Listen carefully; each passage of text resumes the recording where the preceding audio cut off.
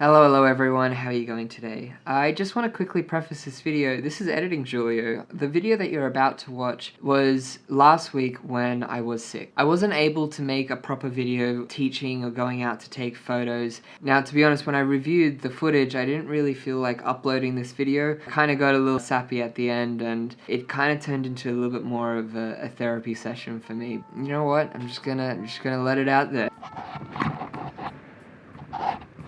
Instead of doing a tutorial, because I honestly don't have the brain power to do that right now, figured I'd just tell you a story about how I became a photographer. We all love a good origin story, so bear with me. I'm too stubborn to rest. To be honest, I haven't really done any sort of editing for a couple of days now, and I don't feel good, so I have to make this video. That's why we're outside as well and not in my room, because I need fresh air, because I haven't left my house in a few days. I need to sneeze, and this is going to happen the entire thing. Oh my god. Tim Hortons, sponsor me. This is your cup, thank you. Alright, so how I became a photographer. My origin story. It started off when I was a kid, actually. Lo and behold. I remember I was in like year 5 or year 6, and my parents bought me one of those Kodak disposable cameras, the ones that only have like 32 shots and you have to like crank the wheel. Yeah, I remember taking them on like these excursions for school. I went across the harbour, for example, and I vividly remember taking some photos of like the opera house and stuff. I didn't exactly fall in love with it in those moments, but I started to realize that I just kind of gravitated towards, I don't know how to explain it without sounding egotistical. I was just gravitated towards good composition, good photos. I think one thing that you can commonly say is that, you know, you've got an eye for photography. Now, back then I didn't know it, but I did know that I was able to point, you know, my camera at something and take a good photo for what I thought was a good photo. I really hope that I can find the old photos, because I would love to see. They would be literally my very first photos that I've ever taken in my life, and I would love to see it. I remember the joy and the excitement of coming home from the excursion and taking out the roll of film and getting my mum to go to the lab to process it, and then we'd get it in like an envelope and we'd go through the photos together. It was very exciting. I really enjoyed, I'm smiling now, I really enjoyed that experience. Year 7 or 8 now. I took a photography class. I loved it. To be honest, I loved it because it was a bludge. I didn't really do much. So I never really took it seriously, I'll be honest with you. And how bad is that? Considering what I do now, imagine if I paid attention in class. I already had learned everything about photography, but I just never paid attention in class. I just remember this now. One of my assignments, I wish I could find it, but I made a stop motion short film. And that was one of my end of year assignments. I remember it was Hot Wheels cars. It went from like outside of my house into my front porch and then like through my house or something. And it was all stop motion. So I took photos and then stitched them all together into a video. Let me know actually if you'd be interested in a stop motion video, because I think that would be very fun to make. I haven't made one since that time, so I don't know if I'll do it well, but I think that would be very fun. So let me know down in the comments if you would like to see that. So after school, I'll be honest with you, I was just kind of lost. I didn't really do much. I wasn't really a creative in that time. It was kind of a bad time, to be honest with you. It was just difficult. I found myself just kind of escaping a lot. I was playing a lot of video games. When I got my license, I was out every night. You know, I'd be exploring. The location scouting part of my photography brain really kicked into full gear in those moments. The fucking helicopter. This is a nightmare. I really hope you don't hear this. But if you don't hear this, it means that I could be talking right now and it'd be completely fine. I wouldn't have to fucking stop. I went to New Zealand with my friend Jim, and that was the first time independently I went overseas. Oh my god, did that change my life forever. The travel bug hit. It bit so fucking hard. Where we stayed was Queenstown. Absolutely beautiful. If you've ever been, you'll understand. Jim in New Zealand had a camera. He went around and he documented and took photos of everything. Now, he's not a photographer at all, but he took it because he was on vacation and he wanted to capture those moments. I remember distinctly. Now, there were a lot of times where Jim and I would go out for a walk somewhere absolutely beautiful, go like stare out at a sunset that's going between the valley or the mountains. But I remember there was this one sunset. We found a hill on top of Queenstown, and we hiked up, and we were away from everyone, and we stood on that hill for 2 or 3 hours. We were taking photos. I had my phone and he had his camera, and we were watching the sunset.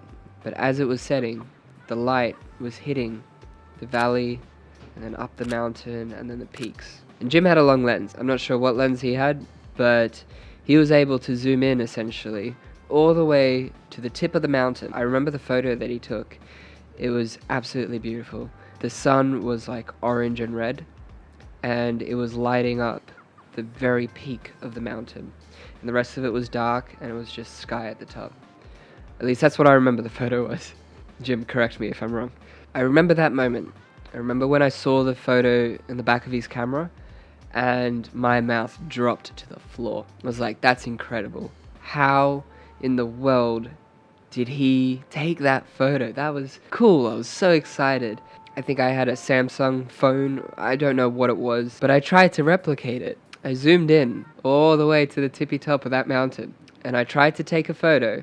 It looked like dog shit. Complete and utter dog shit. It was pixelated, phones back then as well weren't good whatsoever. So it was really bad, and I had a sinking feeling where I was like, wow, I need a camera. I can't believe that I cannot have this moment saved, and that I can view this moment again later on. It was a weird feeling that happened to me, because I was excited when I saw him take that photo, and he let me play around with his camera too, so I was excited. And then when I tried to do it and replicate it, it didn't work. That's what kickstarted everything. That was the catalyst of, I need a camera. But I never got one. Next year, 2017, myself, Jim, and one other friend went to Vancouver. Oh my god, Vancouver is beautiful. Lions Peak is my absolute favorite place in this entire world. I can stand there for hours, days. We were there for a month. Jim brought his camera. We went to Lions Peak, and I had my phone, and he had his camera. And the photos that he took, and in comparison to the photos that I took, that same sinking feeling hit me again. And did it sting. It stung, because this time I knew I wanted it, and at this point I started to realize how much I missed it from when I was a kid.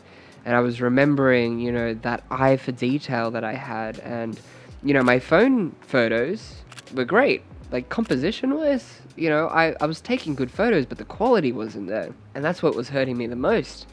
I wanted a good lens, I wanted a zoom lens, I wanted so many different opportunities to capture certain moments, and I was left short every single time for an entire month. Like, can you imagine? I have a month's worth of phone photos, these first time experiences of some of the most beautiful places in this world, and I missed out on those photos. And I know you're probably screaming at me being like, Julio, don't beat yourself up over this. And to be fair, I've been to Vancouver 2 more times after this, and I've taken the photos now. So, I've got them. It's fine. But it's that moment. That's the beauty of photography. In that moment, and you capture it, that's precious. That's once in a lifetime. The sun will never be like that again. The clouds will never be like that again. The water will never be like that again. And so that really sparked the passion, the need to get a camera, because I didn't want to miss out on this anymore. I knew that this was something I needed to have in my life, something that was missing for so long. And then I bought my first camera a year later on my birthday, August the 16th, 2018. And I have the photos of when I first got the camera out of the box. I immediately put an SD card in, and I took a bunch of photos of my room, and that was the first photos that I ever took on a DSLR. Immediately after that, I remember that weekend, I went to the botanical gardens with my friend, and we walked around there, and I took a bunch of photos. They were horrible. They were absolutely horrible. One day I'll go over those photos and like re-edit them. I think that'll be a cool video. But I remember that moment I bought that first camera. When I took it out, oh my god, the absolute pure joy and excitement that was on my face. And then when I came home and edited those photos, I shared them to everyone. And since then, honestly, it has not stopped. Every single day, every single month, I have folders on my computer that has documented 6 years worth of photos and moments, because I'd always carry my camera around. You know, there was a time, 2021, 2022, where, you know, I lost my passion and I stopped taking photos, and I really regret that because, you know, I look back at all the years, those 2 years are pretty empty, which is pretty sad. But I noticed, you know, when I'm not taking photos, I actually get pretty upset, to be honest. This is my creative outlet. It's a bit more than that. I think this has turned into my therapy. Now, my therapist, my real one, actually told me that one of my core values in life is, you know, among other things, it's being a creative, creating whatever. That's why I love videos as well. It did get to a point once where before I left to go overseas, you know, I was in a corporate job and there was a moment. I remember distinctly this day. I did not want to go to work. I woke up and I'm like, nah, fuck that. Absolutely not. So I chucked a sickie. For you non-Australians, I took a sick day. It's pretty self-explanatory. But I feel like I have to explain it sometimes because, you know, Aussie slang. Anyway, I didn't go to work with the sole intention of going out and taking photos. And that's what I did. I went out to a marina and I took photos with my camera. And I really pondered life. This was around the moment where I was considering whether I was to go overseas or stay in Australia. You know, I was very conflicted with family, with friends, with my own ambitions and goals in my career. I just realized now, actually, but it was on that day where it clicked. I need to go. I need to go travel because this is what made me happy. I went overseas. I worked at a camera store, which was the best experience of my life. Henry's Camera Store in Toronto. I was able to learn so much from there.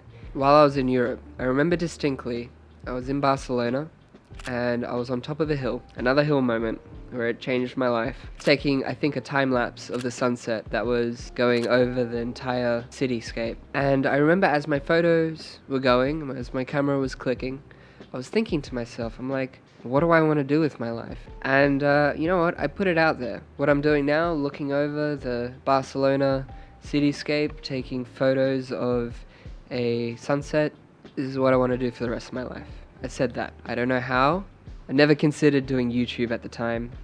Never considered anything, really. I just put it out there. Lo and behold, I made one decision where instead of going home after my year trip, I decided to stay in Toronto in Canada for the rest of my work visa. That was the best decision of my life. I took some of the best photos. I think I had the most fulfilling experiences in that time. I recommend anyone who is ever considering moving overseas to absolutely do it. It will change your life forever. All those people that I met, all those friends, I cherish so much. I love the experience that you guys gave me, love the insight that you guys had provided. Particularly shout out Alex and Santiago. You two are absolutely incredible human beings. So supportive and so inspiring when it comes to just chasing your goals and achieving the unachievable.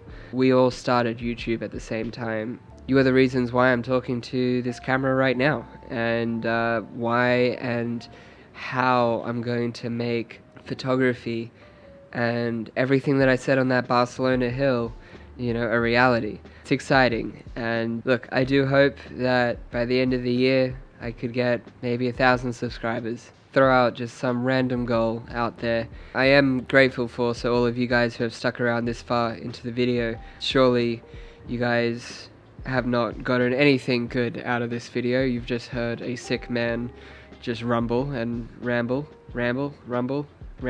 If you want to know the building blocks of how I learned how to take photos, it was all through YouTube. So watch this video here explaining some good terminologies and tips and saying all of that. I hope you guys have a good one. Talk to you guys later. Thank you.